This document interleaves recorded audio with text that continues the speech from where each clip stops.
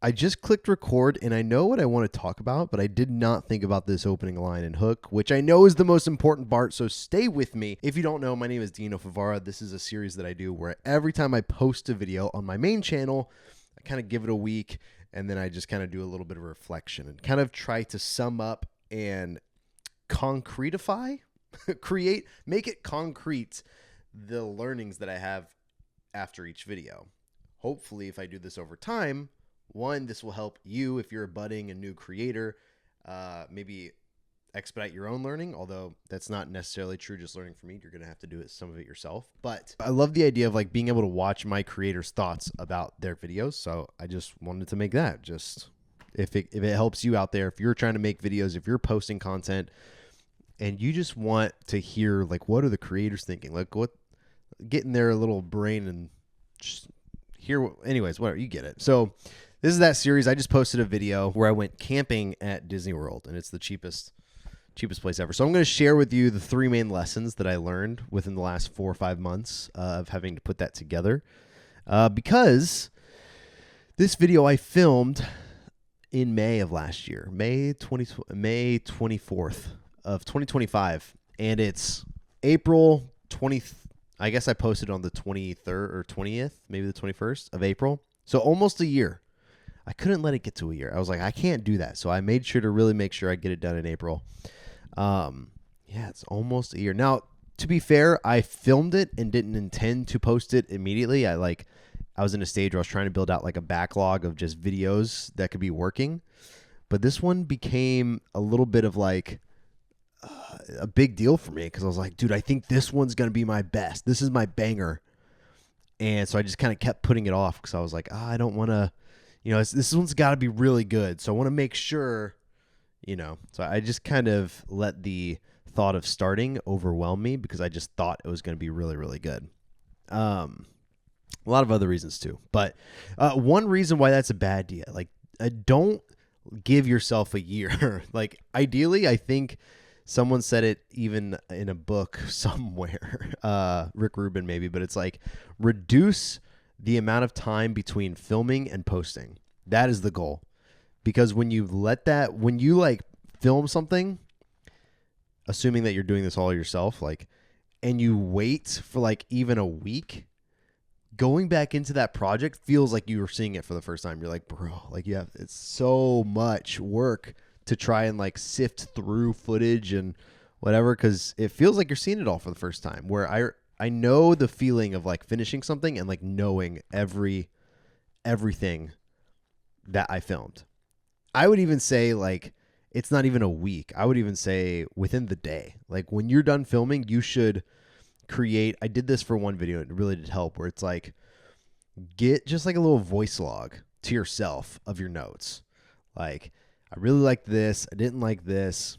That's something I'm going to try moving forward is like just whenever it's filmed, like go ahead and put it into Premiere.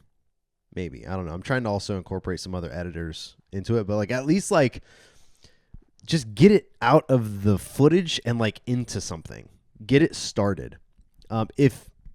So the more you can reduce that time, the better. I'm not really looking at you much. I'm gonna start looking at you. That's my promise to you right now. I'm gonna stop looking around. I'm gonna look at you. So here's that being said, I'll look right here. Here's a few learnings from all of this, right? The video's sitting right now currently like 1,500 views, which is a bummer. It's the first video I posted in 2026. The last video I posted in 2025 only got like 700 views, which was like really low for me. I have not posted a video that bad in a while. And there was a whole myriad of reasons why I think that video didn't perform very well. But this one I was kind of hoping. I was like, this is my big swing. I'm going to come back swinging. Maybe this will get like 100,000 views or something. And it's not. It's taken a while. But there's a lot of reasons that go into this. And so I want to talk through that, right? I think the first one is just a lesson. Is like no one's entitled to views. Every big person out there who does this full time, they don't get entitled to views. Maybe their audience trusts them more, but the only way to grow on YouTube is to convince new viewers to watch your stuff. Like if you just only had the same audience over and over again, you wouldn't actually grow. Maybe you'd grow by word of mouth, but like you just wouldn't grow very fast.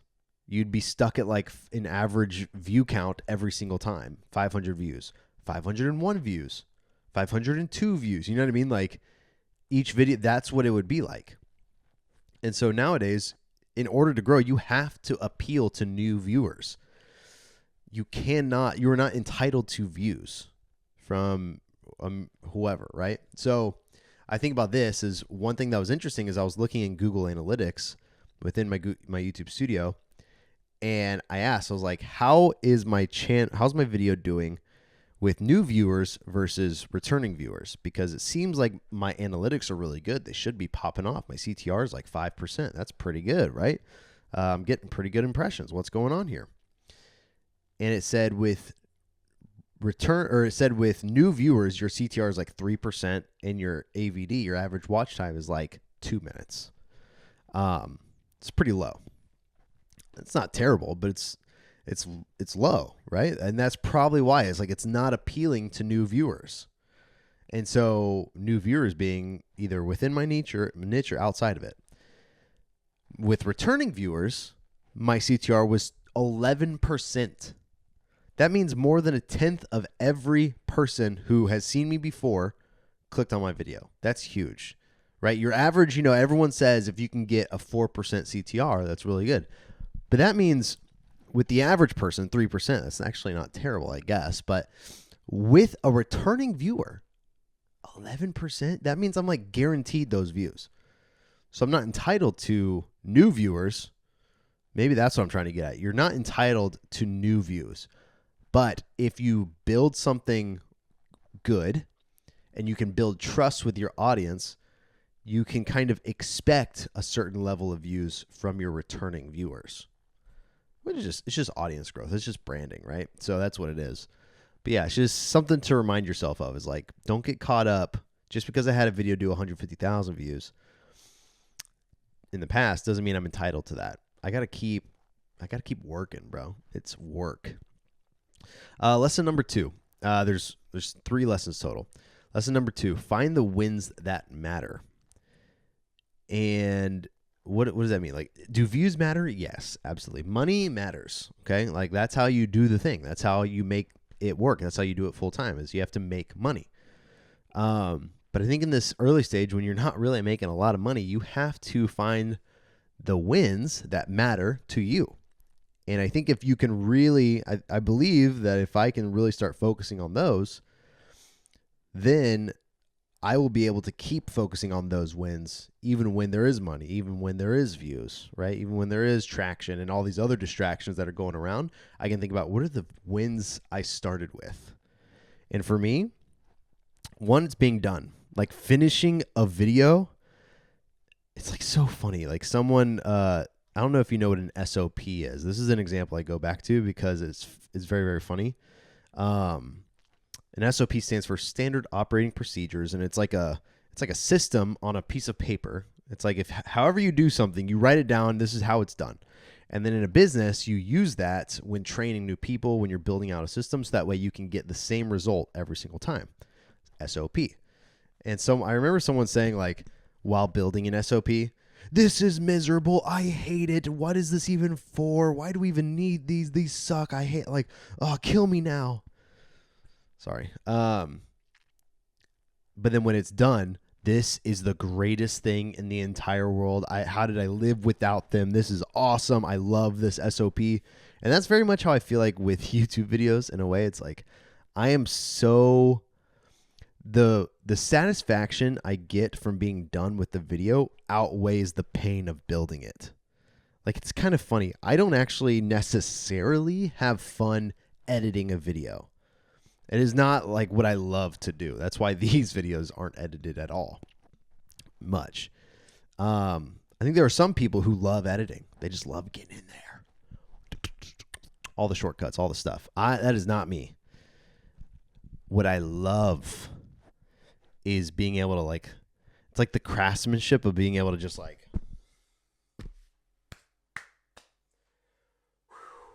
looking at my work, something about it.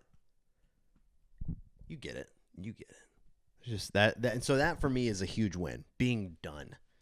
I can mark it off the list. I can look at it. I can see it. It exists in the world. People see it. My wife sees it. My kids see it. So that goes into my second one, which is like posting is a win. Like not many people make it there. There are so many people. I'm speaking to creators here, right? Like, I mean, really any artist could relate to this, but like posting it or like putting it out is a win because most people don't even get that. Like they make it and then they get nervous and they don't do it. Or they start to overthink, what should I even make this in the first place? And so there's so many projects or videos or paintings that were never made because someone just didn't want to share it with anybody. So posting it is a win.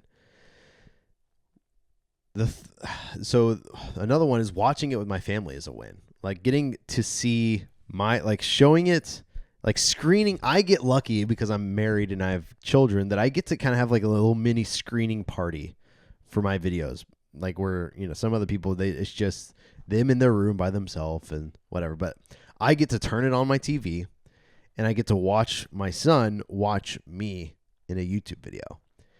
It's like gonna be the YouTube channel I let him watch is mine. Gotta get the views somehow. You know what I mean? But just like seeing his, like you can tell it's not just like he's watching, but he's like, isn't that my dad? What is my dad doing? And he kind of just locks in and like chews on his puffs, on his nuts, and just eating. Just funny.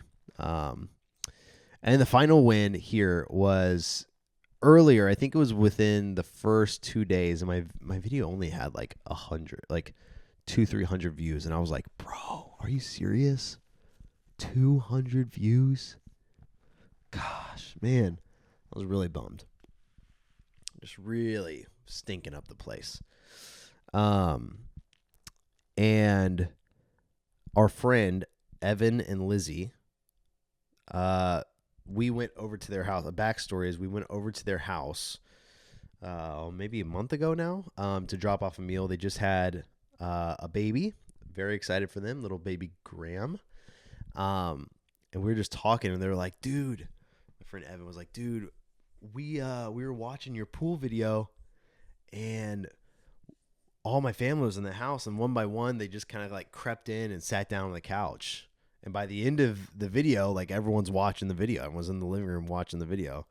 So I'm just like envisioning this like thing of like turning on my video and like one family member, what's going on? What is this? Who is this? You know this guy? Huh. Sits down.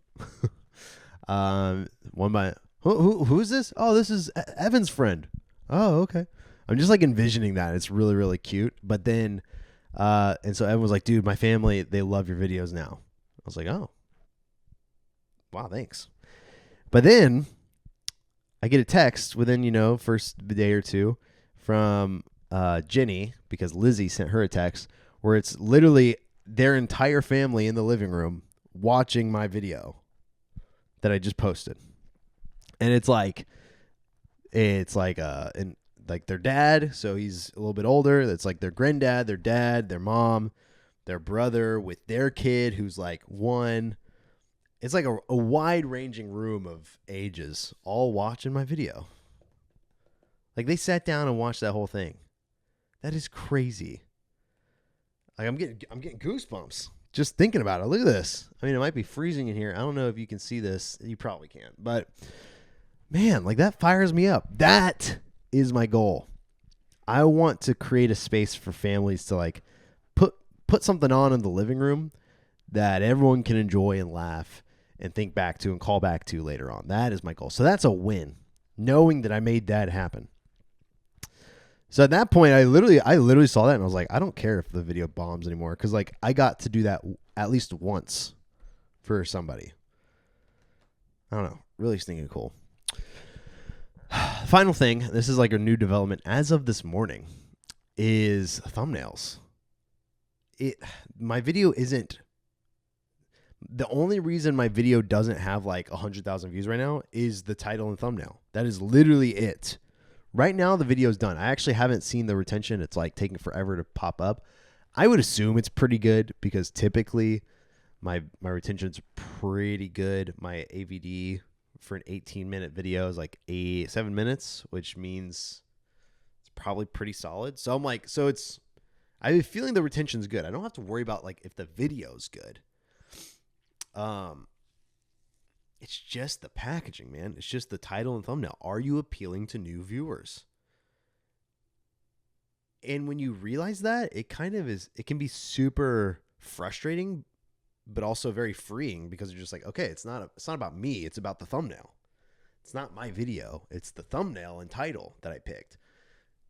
So lean into that, man. Like I mean, on this channel, I play around with the title and thumbnail not the thumbnail, but the title I play around with all the time, constantly tweaking the titles. And I will literally tweak a title and it'll bump up 10 views, 50 views, sometimes 800 views just from a title change. Not even the thumbnail, just the title changing. So it's like, lean into that. And another thing about that blew my mind today, because I already kind of knew that. Is your thumbnail doesn't have to make sense. It's not, it's like a dream. You know, in your dreams, like everything makes sense in your dream. But it's like, oh, I was in an airplane and then I walked downstairs into the basement. Like that doesn't make sense. And then I was outside in my backyard, you know, like that doesn't make sense. But in your dream, it feels normal because you're just like, yeah, of course I've walked down the basement of the airplane, you know? With a thumbnail, all that matters is, does it invoke a action? And that action should be a click, right? And the best way to do that is for it to like produce a feeling and an understanding. Maybe that's an understanding of what they're going to get when clicking. I've never heard it said like that. Am I goated? Understanding. That is so good. I'm going to show you the thumbnail because I sent over a potential new thumbnail for this. I just was like making a draft of like a concept, and I sent it to my friend Matt. I sent this. I don't know if you can see it. I'm not even going to like add this in. I'm just going to let you see it. So like this doesn't make sense. It hits it's got the Disney stuff in it. It's got the camping. It kind of like makes you go, dang, okay. He's sleeping out there. I don't know. I might not even do this. But what I'm trying to say is like, why am I laying down on the grass outside of the tent? That makes no sense. But it does make sense. Like it makes you want to click it, kind of. He literally said to me, he texted me back, and this is what sparked this, is like, when I first saw this one, I was like, yo, that's tight. But then I was like, wait, why is he laying down outside of the tent? That didn't hit me until way after I would have clicked on it.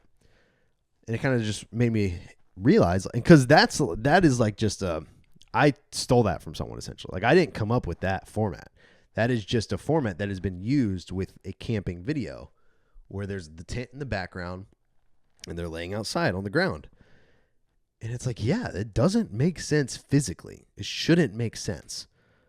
But it kind of does though. You know what I mean? Like it gets you to be you understand what's happening very quickly.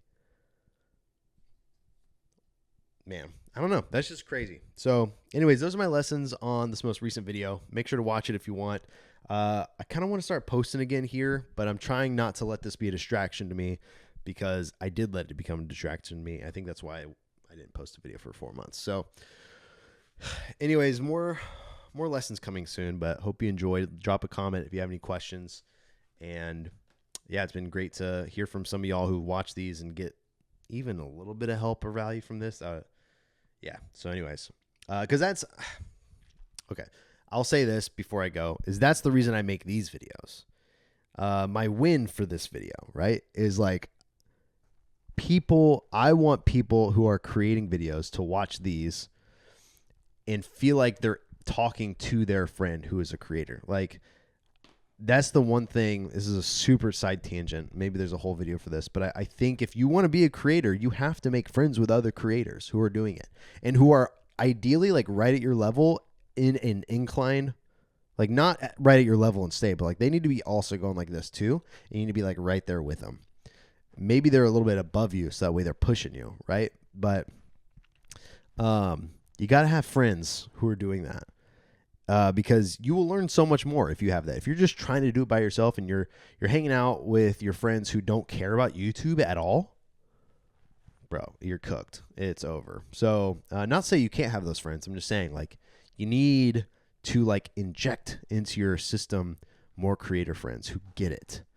So hopefully I can be a little bit of that for you here virtually. So let me know. Okay, talk to you soon. Bye. I love you.